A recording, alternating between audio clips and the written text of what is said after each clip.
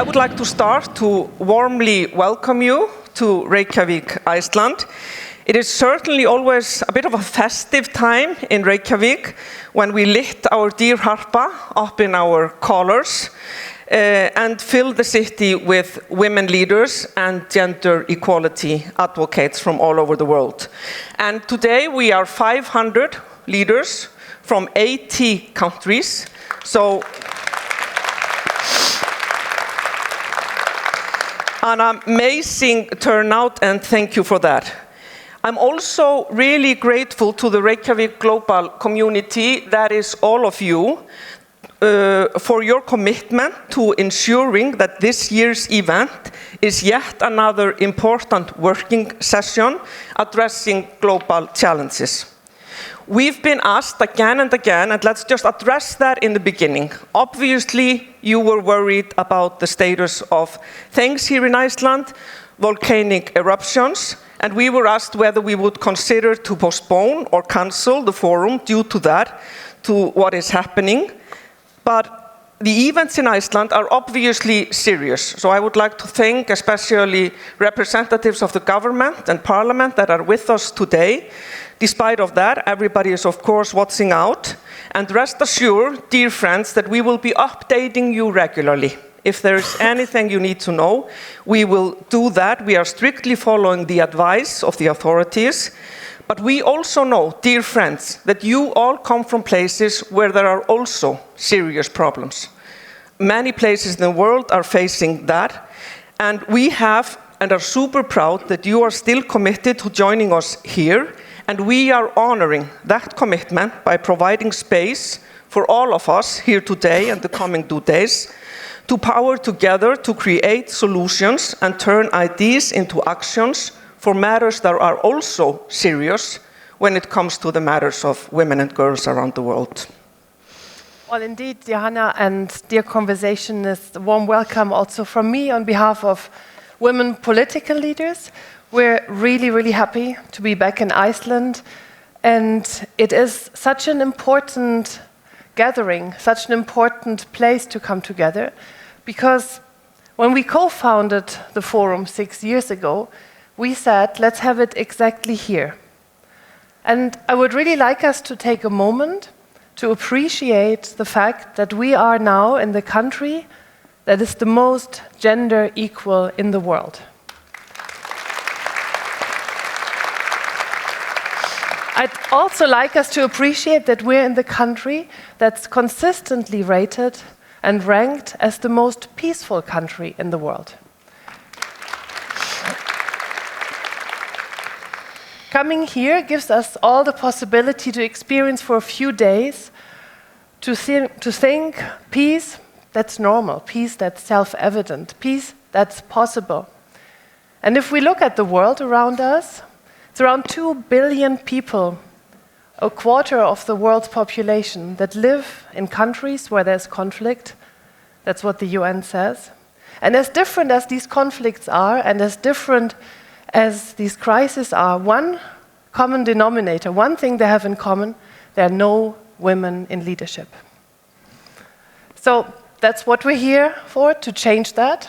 And Hanna has been working so hard with her team to get this to the 6th edition, to the 7th edition. Sixth edition. 6th edition, my God. See, I'm already losing track. No, we did one in the beginning, WPL, so you're counting correctly, but the Reykjavík Global Forum, 6 years. Sure. Yeah. Thank you. Just to have the numbers right.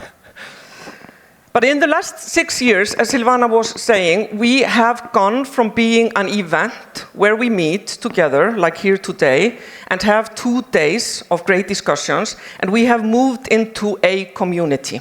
We have all become friends, we have all become sort of colleagues around this matter of evolving and making sure that women are more involved in leadership. And that is a really, really good thing. And we might disagree on loads of things here in this room, but we all agree on a single mission. And let's remember that throughout the days, to make sure women attain and retain power.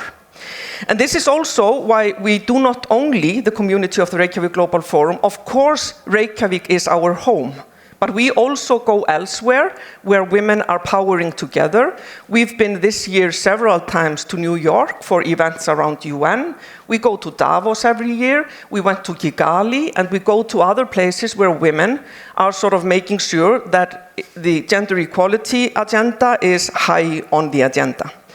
So, Silvana, about WPL, because just to explain to those that aren't fully sure. I'm doing that. Okay. Please. We're always coordinating who says what, because we have the same things in our minds. That's what great teamwork and partnership is about. So that's where we're saying, well, you say this and you say that. But of course, we always like to also help each other out, as you've seen before with a number of years. But let me explain the relationship between WPL and the Reykjavík Global Forum, right? Because when we co-founded this 6 years ago, we, the first 5 years, co-hosted this as women political leaders together with the government and parliament of Iceland, which is a great partnership, and we really made this the successful convening that it is. And after 5 years, we said, this community has grown so much, it has its own program, as Hanna already explained, it should be its own organization. But Women Political Leaders, WPL, remains a very crucial partner and ensures that the Reykjavík community remains anchored in the community of women political leaders. So throughout the year, WPL does its convenings together with governments and parliaments around the world. We work on policy and advocacy on matters like peace and security, like economic and financial policies, regulation for a safer cyberspace. And then every year in November, we come to Reykjavík to get this sense of it's possible to have a peaceful, a gender-equal country and interact with other women leaders from other groups of stakeholders, because this community, this connection is critical. So the mission is aligned. WPL is about more power to women, more women in power, and that very much relates to the ambition of the Reykjavík community of keeping women in positions of power, not only in politics, but also in other groups of stakeholders. Thanks, Silvana. Just on a closing note, we would like to make sure that we leave Iceland after 2 days, not just with a feeling of community for ourselves, but that we are actually bringing actions to the world. And this is the first time we've done that. In our last Reykjavík Global Forum, you as our community were super clear that you wanted to move to action mode. So we've had a great action advisory board working for you the whole year around, and we have come up with 4 actions that are all rested in the Icelandic success model of gender equality. We call it the 4 E's, or the Reykjavík action items. It's equal pay, it's equal representation, equal parental leave, and ending gender-based violence. These are the 4 things that we would really like you to memorize, and we will provide loads of social media for you, loads of talking points around it, but these are the action items that we feel we can provide for the world. So let us have a look on that note. We have a short video, and then we will move into our next session. Please. The Reykjavík global community remains committed to empowering women to attain and retain power. However, the Reykjavík Index shows that there is still a long way to go. Deep-seated prejudice against women leaders persists across all sectors. Today, we, as women leaders, pledge to use our power, influence, and privilege to eliminate this prejudice once and for all. Our Action Advisory Board has identified 4 critical action items inspired by Iceland's progressive models. These essential business, legislative, and social commitments are known as the 4 E's. The Reykjavík action items are equal representation, equal pay, equal parental leave, ending gender-based violence. Together, we must explore how our community can further support these action items to create meaningful, lasting change.